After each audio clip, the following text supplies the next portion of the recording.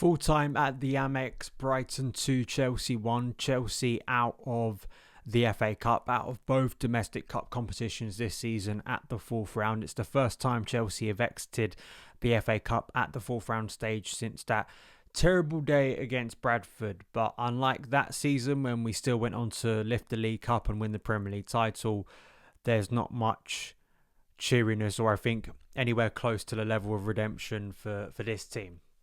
A truly horrendous night. I think there's no two ways about it. I think that the performance was so reminiscent of so many of the performances, and unfortunately the comeback victory against West Ham and thinking about the recent win against Wolves, though those are anomalies in Chelsea's form pretty much since the Everton game.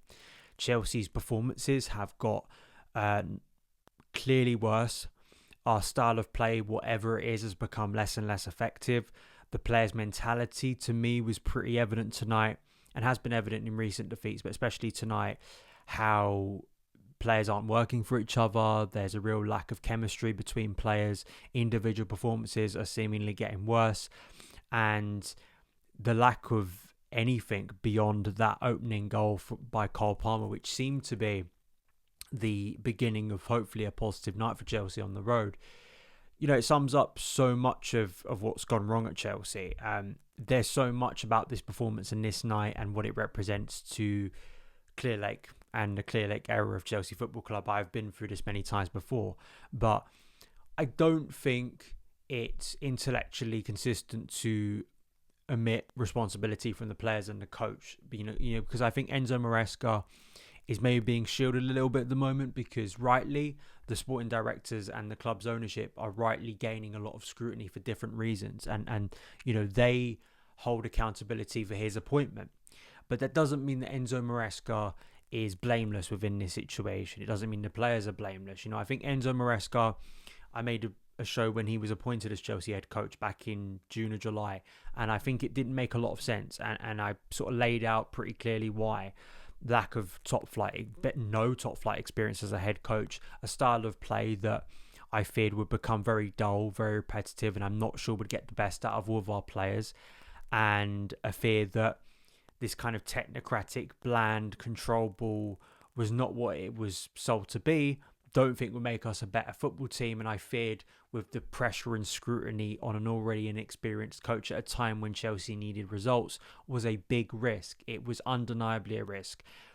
It's taken a little bit of time to get there, but this is not a blip for Enzo Maresca now, and Enzo Maresca's Chelsea. We've been on this path now for some time. I've sat here for many weeks and talked about similar things over and over again, and now another trophy has passed Chelsea and Clearlake Chelsea by, that I think there will be more eyes looking towards Enzo Maresca, the way his team are playing, and I think there always needs to be some responsibility. Like I sat here last year and we criticised Mauricio Pochettino. I just think it's fair that you do the same. If you were someone this time last year having a real go at Pochettino and thinking he was the major problem, two things can be true at once. You can have real concerns and belief that Enzo Maresca probably isn't good enough to be in this role in the first place, but then also take significant energy of that and look above him, which I think you absolutely should. That is where the most of the ire of Chelsea fans, I rightly think, is being aimed at the moment. It should be aimed. Like, sacking Enzo Maresca is not going to change much if the sporting directors hold no accountability, if the ownership continue down this path of, in my opinion, I've said it many times, I've been saying it for about 6 or 7, 8 months now, I don't think it's hyperbole, not making a very serious football team. And this is what you get at the end of the day, where you see a game that means a lot to the fans, and I think it's not just, I never want to accept the Clearlake and the excuse framing and the gaslighting that has gone on, the framing that us caring about an FA Cup fourth round of a chance to win silverware is something stupid, is something naive, is something sentimental. No, it's not. It's objective football success. It's about us wanting to get better as a football team and knowing that the potential of going further in this competition could mean a successful end to the year, which is surely what we're all here for.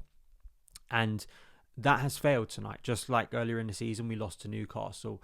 And all the pressure is now not only on the top four race, but of course on the Conference League, which we simply have to win because it's the only silverware Chelsea are going to be able to lift this season. And to be honest, they have to win it because they are by far and away the strongest team in that competition. If Chelsea do not lift the Europa Conference League, it will be one of the biggest embarrassments in the club's history. That's just the reality. We have to face that.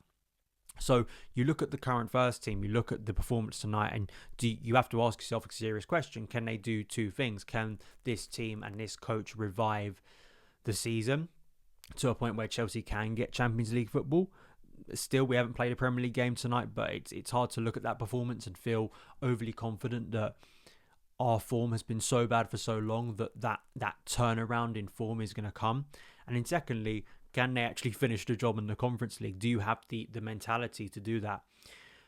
The team was not exactly as strong as I would have liked it. But again, Chelsea have intentionally put themselves in a situation where not only have injuries started to rack up, but I guess tiredness too, in the likes of Nicholas Jackson. I suppose in central midfield too, where you leave yourself in a situation where not only is the head coach before the game saying our new signing from St Etienne is not going to be that serious for us, even though you put him on the bench, but we have such little serious midfield cover, and that was exposed again tonight, especially in the second goal for Brighton, that you effectively have to play Caicedo and Enzo all the time. Like, that's just not serious squad building. I've looked at the performances of all of the wide players that have just got increasingly worse and increasingly more nothing. And again, the goal itself is a bit of a freakish goal. Verbruggen, chucks it into his own net. But other than a nice run from Nkunku in the first half, where for some reason he decides to try and chip it over to Cole Palmer for an awkward header rather than taking a shot himself, what else did Chelsea do in that game other than some late pressure when Brighton sat deeper? Did you ever think that Chelsea were on a roll and were going to expose Brighton? That's the equally embarrassing thing, is that it's not just a team that's just lost 7-0. It's a stylistically, suitable team to this Chelsea. As we saw earlier in the season, they play a high line. They play in ways that I think can be counterproductive. And Chelsea have the speed and ability in transition, I feel, to counteract that. It was not only a combination of our individual players failing to enact that in the best way possible. I also just consistently look at this Chelsea team, and when we played a style of football that was marketed, was coming under Enzo Maresca, we look worse. We look dull. And it's a similar tone and pattern to games we've seen a number of times in recent weeks. Chelsea start strong, they look bright, they get the first goal. We get into a slow, repetitive nature of passing the ball around. We start to be a little bit more sloppy. The team who looks on their knees a little bit and could be overrun by us suddenly finds a response. Momentum shifts. We suddenly have nothing in attack. Our plan A, or our ability to get round that momentum shift is limited, is basically not there. And the game eventually progresses to a point where the opposing team get a winner. That was clearly the Man City game. We have seen that against Fulham. We have seen that against Ipswich. We have seen that against Man City recently. And of course today against Brighton. This is not a individual game where we got bad luck. We got a bad refereeing decision. After a while, the trends become so obvious that you're just being silly if you overlook them. And I think for all I can talk about just incompetent squad building, yes, that is every time we have a conversation about Chelsea, that is the key point. We are a club that I don't think is being run to set up and to make a better football team. That in itself is a Achilles heel all of the time. It always is, because you're always going to be found out, whether because your players get tired, they don't have the quality to sustain good form over the course of a season. Even in coaching, maybe you aren't recruiting the best coaches to be able to withstand the pressure and expectations of that. That is, we can keep on saying that, but then also I look at the coach and I say, I don't think your style of play is getting the best out of our players, and I don't think that it's a great reflection on you as a coach, where you're making certain decisions like bringing Robert Sanchez back, who shouldn't be playing for Chelsea in an important game ever. The way he's used fullbacks all season has been a consistent issue I've had, where it feels like certain players have massively regressed. And I don't know, I just look at our style of play and I don't see the intricate passing moves that I feel are worth persisting with, that I feel we're going to make Chelsea a better team. But then, you get back to that core principle. What is the end goal here? And I'm not sure much of it has to do with in front of our eyes on the pitch, making a team that is objectively better. We have got objectively so much worse the longer Maresca has got here. Now, that isn't me saying you sack Enzo Maresca and tomorrow everything is solved. We need to have some logic here. No. Like, Enzo Maresca he was put in place, I think, for a specific reason.